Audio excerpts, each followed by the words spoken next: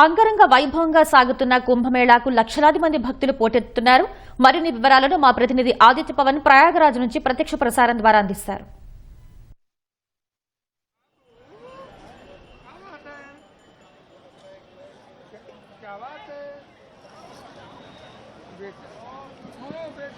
లక్షలాది సంఖ్యలో భక్తులు కుంభమేళాకు వస్తున్నారు.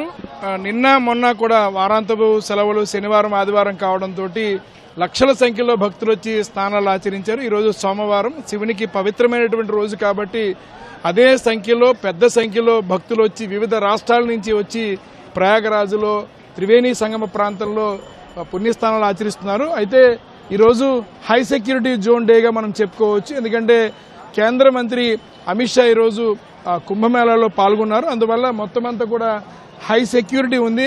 చాలా పటిష్టమైన భద్రతను ఏర్పాటు చేశారు. బిఎస్ఎఫ్ అలాగే సిఆర్పిఎఫ్తో పాటు ఉత్తరప్రదేశ్ పోలీస్ అంతా కూడా ఈరోజు పటిష్టమైనటువంటి భద్రతా పహారా మధ్య కుంభమేళా జరుగుతుందని చెప్పుకోవచ్చు. మనం చూడొచ్చు, దీన్ని పాంటూన్ బ్రిడ్జ్ అంటారు. ఖాళీ పాంటూన్ బ్రిడ్జ్ దగ్గర మనం ఉన్నాం. ఇవన్నీ కూడా మొత్తం ఇలా 30 బ్రిడ్జిల దాకా ఉన్నాయి. అంటే ప్రస్తుతం మనం జూసీ ప్రాంతంలో ఉన్నాం. జూసీ ప్రాంతంలోంచి అవతల వైపు కనిపిస్తోంది ఆ పవిత్ర త్రివేణి సంగమం. ఆ ప్రాంతంలోనే అందరూ కూడా పుణ్యస్థానాలు ఆచరిస్తారు. వారందరూ కూడా ఈ జూసీ నుంచి పవిత్ర సంగమం వెళ్ళడానికి ఈ యొక్క బ్రిడ్జిల ద్వారా, పాండ్ బ్రిడ్జిలు అంటారు వీటి ద్వారా వెళ్తారు. ఈరోజు మొత్తం ఉన్నటువంటి అన్ని బ్రిడ్జిల మీద కూడా భక్తుల రాకపోకల్ని నియంత్రించారు. ఒక రకంగా చెప్పాలంటే పటిష్టమైనటువంటి భద్రతా ఆంక్షల మధ్య ఈరోజు కుంభమేళా జరుగుతుందని చెప్పుకోవచ్చు. సాధారణంగా ఇటు దారాగంజ్ రైల్వే స్టేషన్ నుంచి చాలా దగ్గరలోనే కుంభమేళా జరుగుతుంది. దారాగంజ్ రైల్వే స్టేషన్ పక్క నుంచి ఇక్కడ రావడానికి చాలా దగ్గరైన ప్రాంతం. కానీ చాలామంది ఈ రోజున ఒక రకంగా చెప్పాలంటే హై సెక్యూరిటీ నడుస్తోంది. మొత్తం అంతా కూడా కేంద్ర మంత్రి అమిత్ షా రాక, అలాగే ఇతర అతిథులందరూ రావడంతో చాలా సెక్యూరిటీ ఉంది ఈ రోజున. అందువల్ల కుంభమేళాలో చాలా ప్రాంతాలు, ముఖ్యంగా నది మీద ఉన్నటువంటి పాండ్ బ్రిడ్జ్లన్నీ కూడా పూర్తిగా రాకపోకల మీద నిషేధం విధించారు. కేవలం మనకు కనిపిస్తున్నటువంటి జాతీయ రహదారి, అదిగో గ్రాండ్ ట్రంక్ రోడ్ అంటాం మనం, ఆ జాతీయ రహదారి మీదుగా నేరుగా సంగం ఘాట్లోకి వెళ్ళి అక్కడ పుణ్యస్థానాలు ఆచరిస్తున్నారు. శనివారం ఆదివారం కూడా సుమారుగా 50 లక్షల పైచీలకు ఇతర రాష్ట్రాల నుంచి వచ్చి భక్తులు పుణ్యస్థానాలు ఆచరించారు. ఇప్పుడు కూడా అదే సమానంగా భక్తులు పెద్ద సంఖ్యలో వచ్చి పుణ్యస్థానాలు ఆచరిస్తున్నారు. మొత్తం మనం చూడొచ్చు, భక్తుల కోలాహలం అయితే కొనసాగుతుంది. కానీ ప్రధానమైనటువంటిది 29వ తారీఖు మౌని అమావాస్య. ఈ మౌని అమావాస్య కోసం 12 కిలోమీటర్ల ఒక పెద్ద ఘాట్ నిర్మాణం చేస్తున్నారు. ఆ ఒక్క రోజులోనే సుమారుగా 5 నుంచి 8 కోట్ల మంది భక్తులు వచ్చి పుణ్యస్థానాలు ఆచరిస్తారని ఇక్కడ అధికారులంతా కూడా, ఉత్తరప్రదేశ్లోని అధికారులంతా కూడా పూర్తి ఏర్పాట్లు చేస్తున్నారు. అయితే ముఖ్యంగా అందరికీ కూడా సమాచారం అందించడానికి సమాచార కేంద్రాలను పెట్టారు.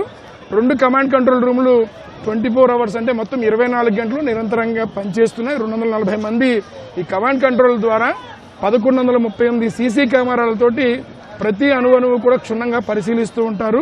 అయితే ఏ రకమైనటువంటి అవాంఛనీయ సంఘటనలు జరగకుండా చాలా రక్షణ వ్యవస్థ, పటిష్టమైనటువంటి రక్షణ వ్యవస్థ ఉత్తరప్రదేశ్ పోలీసుతో పాటు బోర్డర్ సెక్యూరిటీ ఫోర్స్, సిఆర్పిఎఫ్, ఇతర దళాలన్నీ కూడా పూర్తిగా సెక్యూరిటీ విధుల్లో చాలా పటిష్టమైనటువంటి సెక్యూరిటీ విధులు నిర్వహిస్తున్నారు. అలాగే వచ్చేటువంటి భక్తులకు ఏదైనా వారికి సమాచారం కావాలంటే ఆ సమాచారాన్ని అందిస్తున్నారు. ముఖ్యంగా 29వ తారీఖు మౌని అమావాస్యకి ఒక 5 నుంచి 8 కోట్ల మంది పైగానే భక్తులు పుణ్యస్థానాలు ఆచరిస్తారు. దానికి తగ్గట్టుగానే ఒక ప్రత్యేకమైనటువంటి ఘాట్ నిర్మాణం చేపడుతున్నారు. తర్వాత 3వ తారీఖు బసంత పంచమి అంటారు, సరస్వతీదేవి ఉద్భవించినటువంటి రోజు. ఆ రోజు కూడా పెద్ద సంఖ్యలో భక్తులు వచ్చి పుణ్యస్థానాలు ఆచరించడానికి తగ్గట్టుగా ఏర్పాట్లు సాగుతున్నాయి. ముఖ్యంగా సాంకేతిక పరంగా ఆర్టిఫిషియల్ ఇంటెలిజెన్స్ వినియోగించుకుంటున్నారు. అలాగే ప్రత్యేకించి ఒకవేళ ఈ కుంభమేళాలో ఎవరైనా సరే తమ వస్తువులు పోగొట్టుకున్నా, ఏదైనా మొబైల్ ఫోన్ పోగొట్టుకున్నా తక్షణమే సహాయం అందించడం కోసం ప్రత్యేకమైనటువంటి హెల్ప్ లైన్ సెంటర్ ఏర్పాటు చేసి వెంటనే వారికి తగినటువంటి సహాయం అందజేస్తున్నారు. సమాచారాన్ని ఎక్కడికక్కడ సమాచారం తెలిసే విధంగా సుమారు ఈ పరిసర ప్రాంతంలోనే ఒక 200 డిస్ప్లేలు, అంటే ఎల్ఈడి డిస్ప్లేలు ఏర్పాటు చేశారు. ఎల్ఈడి డిస్ప్లేల మీద ఎవరెవరు ఏ ప్రాంతం వెళ్ళాలి, ఎక్కడ ఘాట్లు ఉంటాయి, అలాగే ప్రయాణికులు వెళ్ళడానికి కానీ వచ్చిన భక్తులు వెళ్ళడానికి కానీ కావాల్సిన సహకారాన్ని అంతా కూడా ఎల్ఈడి డిస్ప్లేలు తెరల మీద వారికి తెలియజేస్తున్నారు. అయితే కుంభమేళాకి రానున్న రోజుల్లో అంటే ఇవాళ నుంచి మొదలు పెట్టుకున్నా సరే రేపు ఎల్లుండా కూడా పెద్ద సంఖ్యలో భక్తులు వచ్చేటట్టు ఏర్పాట్లు చేశారు. మనం చూడొచ్చు నిరంతరాయంగా అది జాతీయ రహదారి, నిరంతరాయంగా భక్తులు అలా నడుచుకుంటూ సంగం ఘాట్ దగ్గరికి వెళ్తున్నారు. వీరంతా కూడా వివిధ దారాగంజ్ రైల్వే స్టేషన్ నుంచి ప్రయాగ చౌకీ, ప్రయాగరాజ్ ఈ సమీపంలో మొత్తం 3 నుంచి 4 రైల్వే స్టేషన్లు ఉన్నాయి. ప్రత్యేక రైళ్లు అన్నీ కూడా వస్తున్నాయి. ఆ రైళ్ల ద్వారా వచ్చిన వారు, ఇతర వాహనాల ద్వారా వచ్చిన వారంతా కూడా నేరుగా అంటే ముఖ్యంగా కుంభమేళాలో సుమారుగా 3 నుంచి 4 కిలోమీటర్లు నడిచేటువంటి పరిస్థితి ఉంది. ఎందువల్లంటే సెక్టార్లుగా విభజించారు. సెక్టార్లోకి ఎక్కడ కూడా వాహనాలు రానివ్వరు. సుమారుగా 3 నుంచి 4 కిలోమీటర్లు నడిస్తే కానీ ఘాట్లు వచ్చేటువంటి అవకాశం లేదు. ఎందుకంటే ఏ రకమైన అవాంఛనీయ సంఘటనలు జరగకుండా ముఖ్యంగా తొక్కిసలాటలు కానీ ఇతర ప్రమాదాలు ఏమీ జరగకుండా ఉండడం కోసం ఒక పటిష్టమైన భద్రత, మరోవైపు పూర్తిగా అధికారులంతా కూడా సమన్వయంగా ఒక ప్రణాళికాబద్ధంగా మొత్తం ట్రాఫిక్ నియంత్రించడం కోసం ప్రత్యేకించి కేవలం ఈ ఘాట్ సమీపంలోనే 4 పోలీస్ లైన్లు పనిచేస్తూ ఉంటాయి. 40 పోలీస్ స్టేషన్లని ఏర్పాటు చేశారు. అలాగే పటిష్టమైనటువంటి భద్రత నిర్వహిస్తూ ఎక్కడికక్కడ భక్తులకి ఎప్పటికప్పుడు సూచనలు చేస్తూ ఉంటారు. ఎందువల్లంటే భక్తులు వెళ్ళేటువంటి వారందరికీ ఒక రకమైన దారిని ఇస్తారు. అలాగే భక్తులు రావడానికి ఒక రకమైన దారిని ఇచ్చి అంటే ఏ రకమైనటువంటి తొక్కిసలాట జరగకుండా పూర్తిగా నియంత్రించేటువంటి విధంగా ఉత్తరప్రదేశ్ ప్రభుత్వం ఈ కుంభమేళా నిర్వహిస్తోంది. దారాగంజ్ రైల్వే స్టేషన్ చాలా దగ్గరగా ఉంటుంది. ఎందుకంటే దారాగంజ్ రైల్వే స్టేషన్ నుంచి 3 కిలోమీటర్ల పరిధిలోనే కుంభమేళా ప్రాంతమైనటువంటి త్రివేణి సంగమం రావచ్చు.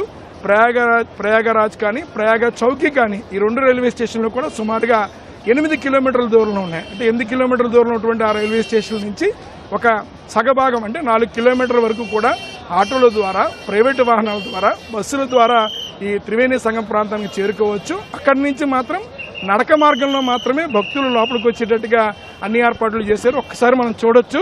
మొత్తం అంతా కూడా పూర్తిగా భద్రతా వలయాన్ని మనం పరిశీలిస్తున్నాం. ఈ రకంగా ఎక్కడికక్కడ పోలీసులు ఉంటారు. లోపలికి వెళ్ళడానికి ప్రత్యేకించి బారికేడ్లు ఏర్పాటు చేశారు.